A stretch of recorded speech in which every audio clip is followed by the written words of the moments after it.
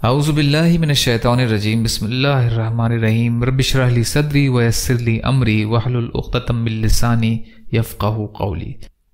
30 ذی الحجہ اسلامی تاریخ، تاتاری فتنہ اور عالم اسلام۔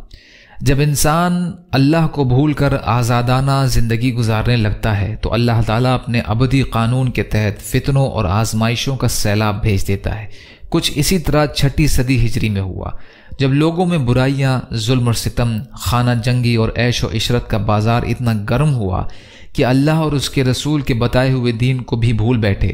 5 وقتہ نماز تو درکنار، عید الفطر اور عید الاضحیٰ کی نماز کی بھی پرواہ نہیں کرتے۔ ایسے حالات میں اللہ تعالیٰ نے تاتاریوں کی شکل میں ایک زبردست فتنہ برپا کیا۔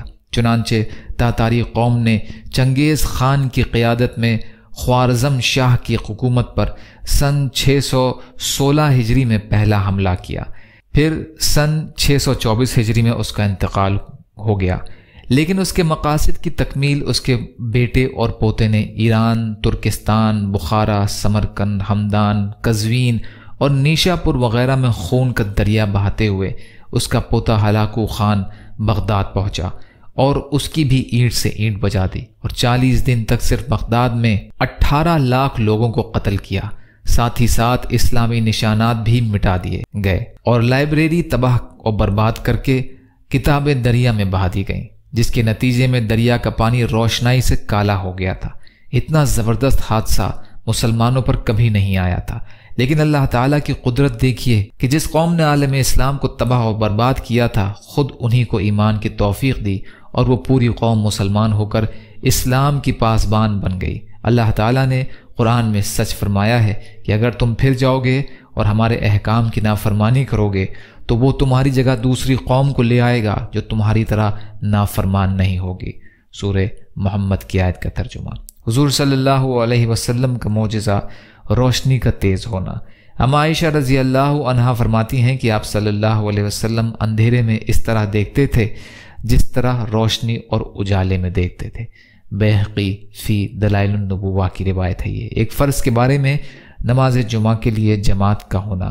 قرآن میں اللہ تعالیٰ فرماتا ہے، اے ایمان والوں، جمعہ کے دن جب جمعہ کی نماز کے لیے اذان دی جائے تو سب کے سب اللہ کے ذکر کی طرف دوڑ پڑو اور خرید و فروخت چھوڑ دو، یہ تمہارے لیے بہتر ہے اگر تم جانتے ہو۔ سورہ جمعہ کی آیت کا ترجمہ۔ فائدہ: جمعہ کی اذان کو سن لینے کے بعد خرید و فروخت چھوڑ کر اللہ کے ذکر کی طرف چل پڑنا اور جماعت کے ساتھ نماز ادا کرنا واجب ہے۔ ایک سنت کے بارے میں والدین اور مسلمانوں کے لیے دعا۔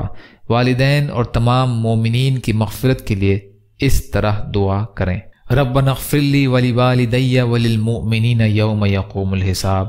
اے میرے رب، میرے والدین کی اور تمام مومنین کی قیامت کے دن مغفرت فرما دے۔ سورہ ابراہیم کی آیت کا ترجمہ۔ ایک اہم عمل کی فضیلت مومن کی پریشانی میں مغفرت۔ رسول اللہ صلی اللہ علیہ وسلم نے فرمایا، کسی مومن کو درد، تھکن، بیماری اور غم لاحق ہوتا ہے اور اس سے اس کو تکلیف ہوتی ہے تو اس کے بدلے اس کے گناہ معاف کر دیے جاتے ہیں۔ مسلم کی روایت ہے، ابو سعید اور ابو ہریرہ رضی اللہ تعالیٰ عنہ راوی ہیں۔ ایک گناہ کے بارے میں برے کاموں کی سزا۔ قرآن میں اللہ تعالیٰ فرماتا ہے، جو لوگ یہ چاہتے ہیں کہ مسلمانوں میں بے حیائی کی باتوں کا چرچا ہو تو ان کے لیے دنیا اور آخرت میں دردناک عذاب ہوگا، اور ایسے فتنہ کرنے والوں کو اللہ تعالیٰ خوب جانتا ہے، تم نہیں جانتے۔ سورہ نور کی آیت کا ترجمہ۔ آخرت کے بارے میں قیامت کے دن جمع ہونا ہے۔ حضرت ابو سعید بن فضالہ رضی اللہ تعالیٰ عنہ بیان کرتے ہیں کہ میں نے رسول اللہ صلی اللہ علیہ وسلم کو فرماتے ہوئے سنا کہ اللہ تعالیٰ جب لوگوں کو ایسے دن جس میں کوئی شک نہیں یعنی قیامت کے دن جمع کرے گا تو ایک پکارنے والا پکارے گا کہ جس نے کوئی عمل اللہ کے لیے کیا ہو اور اس میں کسی کو شریک کیا ہو یعنی ریاکاری کی ہو تو وہ شخص اس سے اپنا ثواب مانگ لے، اس لیے اللہ تعالیٰ بڑے ہی بے نیاز ہیں۔ ترمذی کی روایت ہے۔ یہ طب نبوی سے علاج، نظر بد اور شیطانی اثر سے حفاظت۔ حضرت ابن عباس رضی اللہ عنہ بیان کرتے ہیں کہ رسول اللہ صلی اللہ علیہ وسلم حضرت حسن اور حضرت حسین رضی اللہ عنہم کے لیے ان الفاظ میں دعا فرماتے تھے، اعیذکما بکلمات اللہ التامہ من کل شیطان وہامہ ومن کل عین لامہ۔ ترمذی کی روایت ہے۔ یہ نبی صلی اللہ علیہ وسلم کی نصیحت، رسول اللہ صلی اللہ علیہ وسلم نے فرمایا جب تم کسی کو کوئی چیز وزن کر کے دو تو جھکتا ہوا تولو، جھکتا ہوا تولو۔ ابن ماجہ کی روایت ہے، جابر بن عبداللہ رضی اللہ تعالیٰ عنہ راوی ہیں۔ یا اللہ ہم سب کو کہنے سننے سے زیادہ عمل کی توفیق عطا فرما۔ یا اللہ جو مظلوم ہیں، پریشان حال ہیں، بیمار ہیں، قرض میں ہیں، بے روزگار ہیں، محتاج ہیں، ان کی مدد فرما۔ یا اللہ جو دنیا سے ایمان کی حالت میں چلے گئے ان کی مغفرت فرما۔